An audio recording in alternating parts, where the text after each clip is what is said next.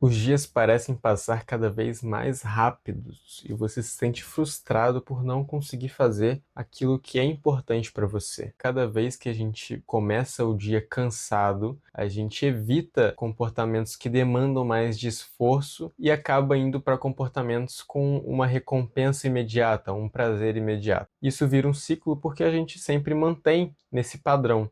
A gente sempre evita as coisas que são mais difíceis e a gente começa a fazer coisas que são mais fáceis. E um dos maiores erros é pensar que você está sozinho, mas você não está. Isso acontece porque a gente sempre olha a rotina das outras pessoas, o que elas postam. Isso porque a gente acredita que elas têm uma rotina perfeita, não enfrentam dificuldades, não enfrentam problemas. Porém, isso é um erro. A gente não consegue medir as dificuldades das outras pessoas. A gente só vê o que ela quer que a gente veja. Por isso eu decidi fazer esse vídeo. Esse vídeo eu vou tentar te ajudar com esse problema do cansaço, esse cansaço que vai te atrapalhar a fazer as coisas que realmente são importantes para você. Então, antes de começar, eu já digo que você não está sozinho. Nesse vídeo eu vou mostrar coisas que são simples, mas que a gente implementa no nosso dia a dia, que podem auxiliar na energia do nosso dia a dia. E também gostaria de lembrar que casos são casos, não tem como eu dizer coisas que são verdades absolutas para todos aqui. Bom, o que acontece com a gente quando a gente se sente muito cansado o dia todo, mas percebe que não faz nada? Na maioria dos casos, a gente se foca em comportamentos que vão nos trazer um prazer imediato.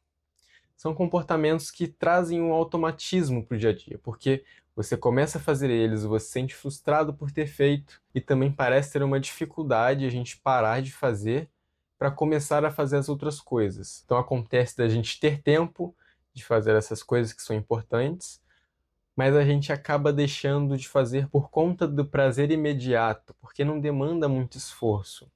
Então, as coisas que demandam mais esforço, demandam mais tempo, atenção e concentração sua, você deixa de lado. É difícil a gente simplesmente escolher algo que demanda esforço, que é aparentemente doloroso, do que algo que vai nos dar prazer momentâneo. Então, sim, é realmente algo difícil de só mudar de direção, de só escolher fazer aquilo, porém, tem maneiras de a gente conseguir lidar com isso. Por exemplo, dormir bem. É inegável que é um dos fatores mais importantes, até mesmo para uma saúde melhor. A pessoa que dorme mal, ela se sente mais estressada durante o dia. E o estresse contribui muito para suas escolhas durante o dia. Então, dormir mal te faz pensar com menos clareza. Dormir mal te atrapalha a deliberar sobre o que é certo e o que é errado para você, sobre o que é importante ou não. Então você sempre vai no que demanda menos esforço, o que demanda menos energia. Então, durante o dia, você não vai ter energia suficiente para fazer o que realmente é importante para você. Então, aqui agora eu vou falar para vocês o que você pode fazer para tentar dormir melhor. E é sempre interessante você testar no dia a dia para ver se realmente faz sentido para você ou não. Você precisa ter uma rotina de higiene do sono. Então, você precisa ter uma rotina de sono que vai fazer com que você consiga dormir melhor, você consiga dormir mais rápido e melhor. Essa rotina de higiene do sono, precisa começar na diminuição dos estímulos. O que acontece é que no final do dia, se a gente tem muitos estímulos, um excesso de estímulos, por exemplo, com as redes sociais ou até mesmo com outras coisas, coisas que te deixam mais alertas, isso vai diminuir o seu sono. Isso vai prejudicar como você vai dormir. Por isso que é interessante você diminuir os estímulos antes de dormir. Assim que puder antes de dormir, você começa a diminuição dos estímulos e começa a sua rotina para dormir. Para o seu cérebro criar um padrão que sempre que você for dormir, você vai fazer aquela coisa. Você tem que ter um gatilho para você conseguir dormir. Por exemplo, antes de dormir, eu deixo o meu celular fora do meu campo de visão e também começo a fazer coisas que vão me deixar com um pouco mais de tédio, um pouco mais de sono. Como, por exemplo, ler um livro mais simples ou escrever. Isso vai permitir que eu consiga ficar com sono. Eu não vou só, sei lá, assistir um vídeo na internet que vai me deixar mais agitado e prejudicar meu sono. Não, eu tento diminuir os estímulos. Diminuir também os excessos de luz, porque a luz controla a nossa produção de melatonina. A gente tem uma área do nosso cérebro chamada glândula pineal. Diante da luminosidade, diante da luz recebida, ela vai aumentar ou diminuir a produção de melatonina. Então, se tem muita luz, como por exemplo a luz solar, se tem muita luz solar, você vai diminuir a produção de melatonina e não permitir que você fique com sono durante o dia. E se você tem baixa exposição à luz, como por exemplo à noite, que é o esperado, você vai aumentar a produção de melatonina para você conseguir sentir sono. Então, diminuir o excesso de estímulos e a luminosidade vão te fazer ficar com mais sono e ter um sono melhor. Então, a rotina antes de dormir vai ser o objetivo de desacelerar. Você precisa desacelerar para conseguir pegar no sono e ter uma noite de sono melhor. Assim como eu falei no começo do vídeo, cada caso é um caso. Então, você precisa reaver se você consegue colocar isso em prática ou se é algo mais complexo, você tentar fazer um acompanhamento, se possível, com um profissional. A segunda coisa, que também é muito importante, mas também é muito individual, é o exercício físico. Muito se vê pessoas postando todos os dias que estão indo à academia, ou todos os dias que estão correndo 10 quilômetros, e isso traz uma sensação de que se você não fizer aquilo, se você não fizer exatamente igual àquelas pessoas, você não vai estar fazendo da maneira certa. No entanto, isso não é verdade.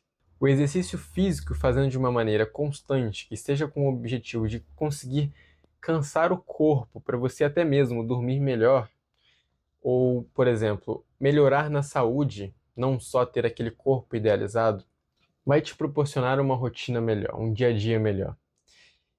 Eu entendo que seja difícil em rotinas de longa jornada de trabalho, como por exemplo, sei lá, 8 horas ao dia ou até 10 horas ao dia, e isso realmente é complicado. Você não consegue extrapolar o limite do seu corpo. Então, eu vou dar um exemplo meu. Eu queria correr 10 quilômetros quando eu estava trabalhando 10 horas por dia. Eu queria acordar mais cedo do que eu precisava acordar para conseguir correr. Precisava estar no trabalho 6:30 da manhã. Então não era viável eu acordar muito mais cedo para conseguir correr. Não era viável para mim. Não fazia sentido na minha rotina. Eu já gastava minha energia no trabalho, grande parte dela. E eu ainda chegava em casa exausto, dormia tarde. E ainda assim tinha que acordar mais cedo ainda para conseguir fazer isso. Isso não era viável. Eu não estava me enxergando ali, não estava enxergando a minha rotina. Eu estava fazendo doideira, porque se eu continuasse fazendo naquela intensidade, meu corpo não ia aguentar. Tanto é que grande parte do tempo eu tive um calombo enorme no meu pé, porque eu já ficava o dia inteiro em pé, 10 horas seguidas em pé no trabalho, e ainda queria correr 10 quilômetros. Não estava aguentando. Mas entender que a rotina é individual. Então, você entender isso vai fazer com que você consiga colocar momentos que fazem sentido para você. Seja só um alongamento de 5 minutos. O erro é você pensar que o seu alongamento de 5 minutos, que é importante para você, que vai te fazer um bem, não é tão bom quanto correr 10 quilômetros da outra pessoa que corre todos os dias. Entende?